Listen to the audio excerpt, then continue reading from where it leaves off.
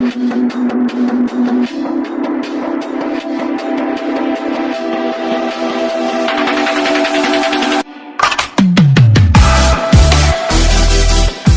वालेकुम viewers, this is your host MJ Malik with latest episode of cric talk with MJ Malik. Disappointment एक word है, गुस्सा इनके ऊपर है और इतना डिसअपॉइंट किया कि आज आपने इस लहज पे लाके खड़ा कर दिया है कि हर कोई आपके ऊपर क्रिटिसाइज कर रहा है। वो प्लेयर जिनको बंदा कह के थक गया है कि जी इनको टीम में शामिल करें शामिल करें शामिल करें, आपने उनको टीम में शामिल नहीं किया और ऊपर से उसका रिजल्ट क्या हुआ है कि पाकिस्तान पिछला मैच इंडिया से हारा और आज जिम्बाब्वे से भी एक क्लोज मार्जिन के साथ वो मैच भी पाकिस्तान हार गया। पैथेटिक परफॉर्मेंस, पैथेटिक भी एक वर्ड है लेकिन पैथेटिक से भी पैथेटिक परफॉर्मेंस आपने दी है। ठीक है, आप गलतियों से सीख नहीं रहे।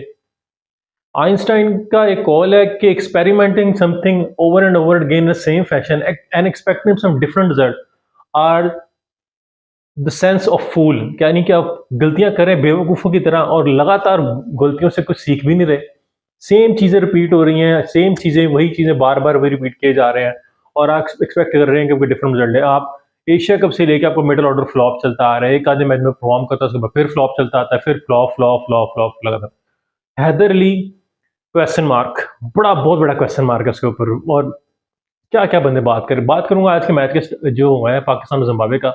आप एक बड़ी बुरी डिफीट से आ रहे हैं, एक स्कोर ये जिम्बाब्वे से हारना और इस मौके को हारना, ऑल दो के पिच के अंदर बहुत ज़्यादा मूवमेंट थी लेकिन आपके हाथ में मैच आ चुका था। बहुत डेलिबरेटली गलतियां की हैं और वो गलतियां जो हैं it going to be in a hall of fame. आगे जो हॉल ऑफ फेम है ना गलतियों का, उसमें जाने वाली हैं। ठीक है, जो कंटिन्यूसली हॉल ऑफ नोटोरियसनेस है आपकी गलतियों का, उसमें से आप देखें कि मुड़ के तो आपको पता चलेगा कि आपने इतनी ज़्यादा गलतियां की हैं और आप लगातार उनसे सीख नहीं रहे।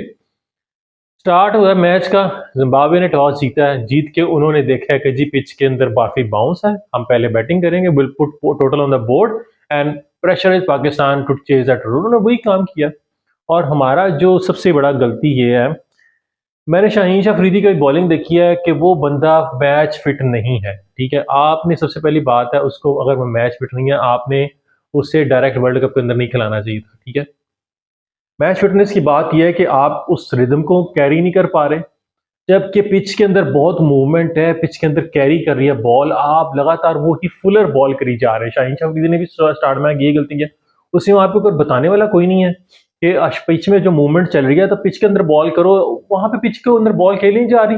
अर्थ कितनी चीज ड्रॉप इन पिच है और उसके ऊपर लेयर है इतनी इतनी घास की, वो तो जरा भी बैट्समैन के पल्ले नहीं। शॉर्ट पिच के अंदर ऊपर वैसे जिम्बाब्वे की टीम वैसे स्ट्रगल कर रही है और आपने आते फुलर गेंदे करनी शुरू कर दी और ये हुआ कि 2 ओवरों में 23 का और 3 ओवरों में 34 का उन्होंने खड़ा कर दिया था। यानी कि पावर प्ले के ऊपर फुल अटैक के ऊपर अटैकिंग मोड में थे पाकिस्तान के ऊपर। और उसके बाद तीसरे चौथे अंदर के विकेट गिरती है हारिस रऊफ के बाद और उसके बाद आप थोड़ा मैच में कमबैक करते हैं, लेकिन 13-14 ओवर तक उन्होंने 87 स्कोर था 3, उसके बाद उनका उनका भी पैनिक बटन दब गया और 95 के ऊपर एकदम साथ। लेकिन वो रिड़ते खिसते आपके जो Shaheen sorry Imad Wasim sorry Mohammad Wasim junior, उसकी बॉलिंग की वजह से थोड़ा आप ले गए एंड में उसने भी आखिरी ओवर में छक्का खा लिया वो भी, और इसके अलावा एक्स्ट्रा आपने दिया। सबसे बड़ा जो आपके ब्लंडर्स हैं आपकी फील्डिंग के हैं। फील्डिंग ने एक्स्ट्रा 10 से 15 रन दिए, 4 कैचेस छूटे, शाहीन शाह अफरीदी विकेटलेस रहे, उसकी बॉल के ऊपर पॉइंट के ऊपर कैच छूटा है, इफ्तिखार ने छोड़ा है, उसके बाद हारिस रऊफ ने कैच छोड़ा, उसके बाद डॉली कैच है इनके पूरा कैच के नीचे आ चुका है, हैदर अली के हाथों में पता नहीं क्या है कि उसने वो भी उसने कैच छोड़ दिया। ठीक है, एक और आधा कैच छोड़ा और समझ नहीं आ रही कि आप समझ ही नहीं रहे, आप गलतियां की जा रहे लगातार वही गंदी रिपीट कर रहे हैं। ठीक है, मोहम्मद सिम जूनियर और हारिस रऊफ के अलावा कोई इतना शदाब ने अच्छी बॉलिंग की है, लेकिन 130 स्कोर भी आपने कुछ ज्यादा ही टोटल लगा लिया, क्योंकि आप देख रहे थे इसी पिच के ऊपर इंग्लैंड जो 112 स्कोर पर फंस गया था अफगानिस्तान के अगेंस्ट और आज 130 स्कोर बना और उन्होंने फंसा लिया उनको, और फंसाया ऐसा कि पाकिस्तान को उन्होंने फंसा के हरा दिया।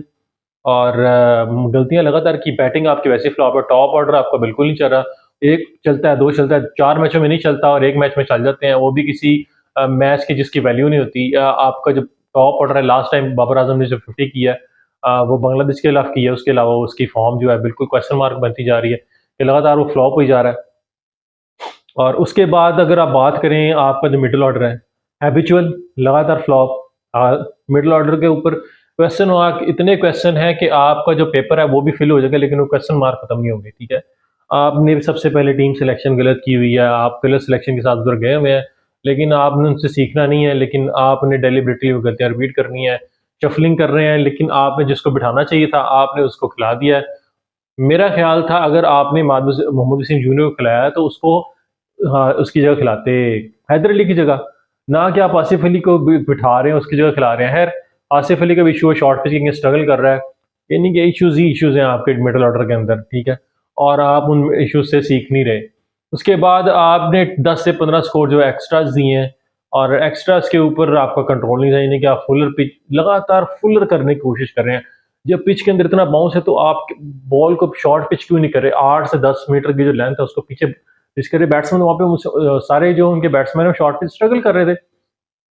उसके बाद आपके जो बैटिंग है वो फ्लॉप रही एज यूजुअल। ठीक है, आपने हाथ में मैच था, ऑल दो कि आपका टॉप ऑर्डर फ्लॉप हो जाता। उसके बाद मिडिल ऑर्डर में शादाब और शान मसूद ने अच्छी पार्टनरशिप लगाई, लेकिन मुझे समझ नहीं आती जब आपको 43 बॉल के ऊपर एक आपका छक्का लग गया, ठीक है, वो अच्छी कनेक्ट होगी, जस्ट क्रॉस द बाउंड्री, तो आप दोबारा उसके ऊपर क्यों हिटिंग पे जा रहे हैं जब आपको पता है कि उस तरफ फील्डर खड़े हैं, डीप जो फील्डर है, मिड ऑन मिड ऑफ के ऊपर फील्डर उन्होंने डीप लिए हुए, फिर आपको दोबारा इतनी लंबी शॉट खेलने की क्या जरूरत है? आप रन बॉल जब रह गया, 43 स्कोर है 37 के बॉल के ऊपर, एक आधा आपको और भी लूज होने था, आपने उस पर चौका लगा लेना था।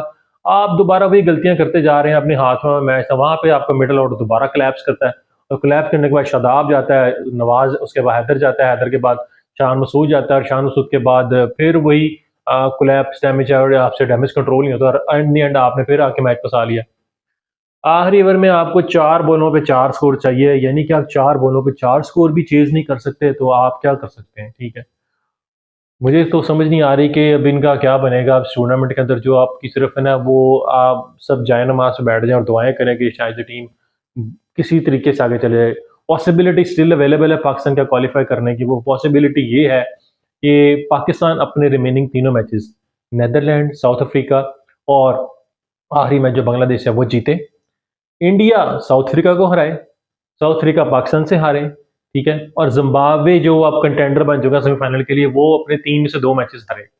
यानी कि बात जो है इफ्स एंड बट पे चली गई है, और पाकिस्तान को बहुत शदीद किस्म की दुआओं की जरूरत है, और अगली टीमों के लिए हमने तो दुआएं करनी कि वो उससे हार जाए, वो उससे हार जाए, वो उससे हार जाए। यानी कि आप इस लहर पे पहुंचा दिया आपने, और आज की परफॉर्मेंस से तो आपने बिल्कुल डिसअपॉइंट किया है, बहुत ज़्यादा ही पैथेटिक परफॉर्मेंस थी। यानी कि आपने वो लगातार 2 मैचेस जो जीते हुए मैचेस थे वो हारे हैं, ठीक है, और आप गलतियों से सीख नहीं रहे, गलतियों से लगातार सीख नहीं रहे, और गलतियों को लगातार रिपीट किए जा रहे हैं। अपसेट हो गया जी। मैंने आपको पहले कहा था कि इस टूर्नामेंट में बड़े अपसेट होने जा रहे हैं। अपसेट नंबर 6 हुआ इस टूर्नामेंट के अंदर। सबसे पहला अपसेट हुआ कि नामीबिया ने श्रीलंका को हराया। दूसरा अपसेट हुआ स्कॉटलैंड ने वेस्ट इंडीज को हराया। तीसरा अपसेट हुआ आयरलैंड ने वेस्ट इंडीज को हराया। चौथा अपसेट हुआ है कल जो है वो आयरलैंड ने इंग्लैंड को हराया, और आज पांचवा अपसेट हो गया है कि जी जिम्बाब्वे ने पाकिस्तान को हरा दिया। अब मेरे ख्याल से वो अपसेट नहीं, आज वाला अपसेट, क्योंकि वो डिजर्व करते, जिस तरह उन्होंने एक प्लान को एग्जीक्यूट किया पाकिस्तानी बैटिंग लाइन के अगेंस्ट, उनको पता था कि पाकिस्तानी शॉर्ट पिच के अगेंस्ट स्ट्रगल कर रहे हैं, तो उन्होंने नाइसली जो है जो मजरबानी था उन गारबा, उन्होंने शॉर्ट पिच बोलने लगातार किए हैं। इवन के 4 पे 4 चाहिए तब भी शॉर्ट पिच कर रहे हैं, और शॉर्ट पे 3 चाहिए था, वहां पे बीट हुआ, और वहां पैनिक बटन आपका क्लिक किया, वहां पे नवाज जो है ओवर द टॉप जाने की कोशिश की, वहां पे कैच पकड़ा दिया, और उसके बाद जो आखिरी बॉल पर स्कोरिंग हुआ, शाहीन अफरीदी मैच फिर फिट नहीं तो सिर्फ 2 स्कोर नहीं लिए गए, और वो भी जो मैच आपको हार गया। यानी कि डिसअपॉइंटमेंट जो है एट इट्स पीक है, और होप्स हो कि पाकिस्तान अगले मैचेस में आ रिवाइव कर जाए। अदरवाइज मुझे कोई चांस नज़र नहीं आ रहे, और अगर चांस नज़र नहीं आ रहे तो मेरे ख्याल से टीम डिजर्व ही नहीं करती टॉप 4 में आना, जिस तरह की परफॉर्मेंस इनकी चल रही है। और बैटिंग आपकी वैसे स्ट्रगल कर रही है, मिडल ऑर्डर आपका वैसे कोलैप्स कर जाता है, बॉलिंग आपकी थोड़ा आपकी जान मारती है, लेकिन इन दी एंड होता है कि फील्डिंग उस जान के ऊपर पानी फेर देती है। और ये कुछ चल रहा है आपकी जो सारी क्रिकेट के अंदर है। खैर, ये तो पाकिस्तान का मैच था, और डिसअपॉइंटमेंट साथ खत्म हुआ है। और दूसरे मैचेस की तरफ स्विच करते हैं। साउथ अफ्रीका ने आज आउटक्लास कर दिया बांग्लादेश को। सीखना चाहिए उनसे कि जी वो कैसे जो है लोअर, उनका जो बैटिंग ऑर्डर है वो कैसे खेल रहा है। यानी कि उनका टॉप ऑर्डर आके सिर्फ अटैकिंग क्रिकेट खेलता है, आपसे पावर प्ले में स्कोर नहीं होता। पहले 2 ओवरों में 3 स्कोर था, 3 ओवरों में कुछ 6 स्कोर 7 स्कोर था, 4 ओवर में आपने 12 स्कोर किया हुआ था, और उसके बाद आप देखेंगे आपका हाल क्या है। आप लगातार स्ट्रगल करते हैं। दूसरी तरफ जिम्बाब्वे को देखो, उन्होंने पहले 3-4 ओवरों में 34-35 स्कोर खड़ा कर दिया था।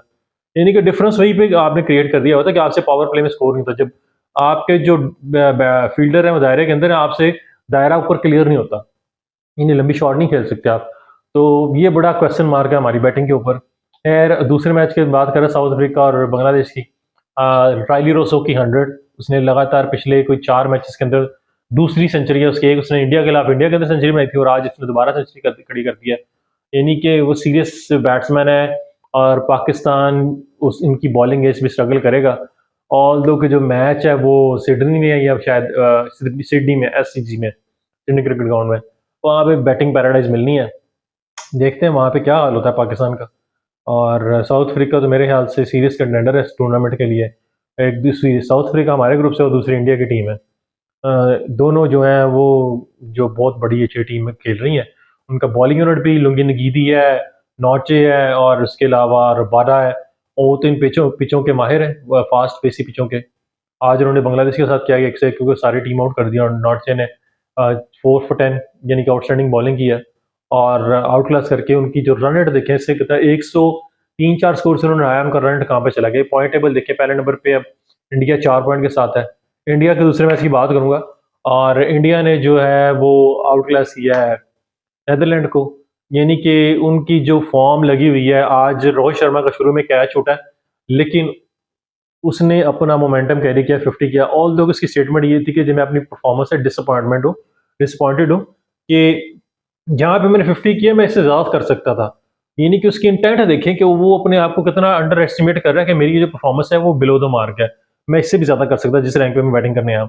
उसके बाद कोहली की क्या आउट क्लास फॉर्म लगी और उसके बाद सूर्य कुमार यादव, तो उसने चिप इन किया और 1 से 80 रन का टोटल उन्होंने बोर्ड पे लगा दिया। और नेदरलैंड जो है वो ऐसे स्ट्रगल कर दी पूरा मैच के अंदर और कहीं पे भी वो नज़दीक नहीं आए टोटल के चेस करने के और आउट क्लास कर दिया दोनों टीमों ने। यानी कि साउथ अफ्रीका और इंडिया की जो टीमें हैं वो सीरीज कंटेंडर है। जिम्बाब्वे जो है इन लाइन लग चुकी है, पहले नंबर पे आ चुकी है इंडिया की टीम विद 4 पॉइंट, दूसरे नंबर पे साउथ अफ्रीका विद 3 पॉइंट और हैवी एवरेज है उनकी 5 पॉइंट समथिंग की। और तीसरे नंबर पे जिम्बाब्वे, चौथे नंबर पे 2 पॉइंट्स है बांग्लादेश और पाकिस्तान और नेदरलैंड दोनों मैचों में जो है वो हारने के बाद बॉटम ऑफ द टेबल के ऊपर है।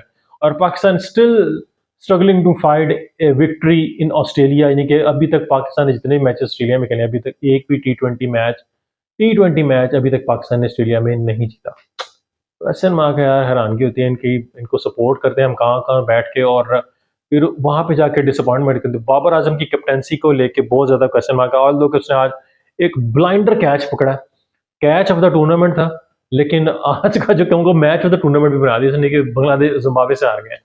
और उसकी कैप्टनसी जो है वो बहुत बड़ा क्वेश्चन मार्क बनती जा रही है कि आप गलतियां कर रहे हैं उनसे सीख नहीं रहे।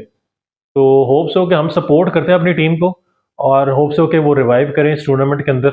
और दुआएं भी हमारी से उनके साथ है कि दूसरी टीमें जो है वो जहाँ जहाँ पे हार सकती हैं वो हारें और हमारा कोई ना कोई उम्मीद हमारी पैदा हो कि हम टॉप 4 में आ सकते हैं।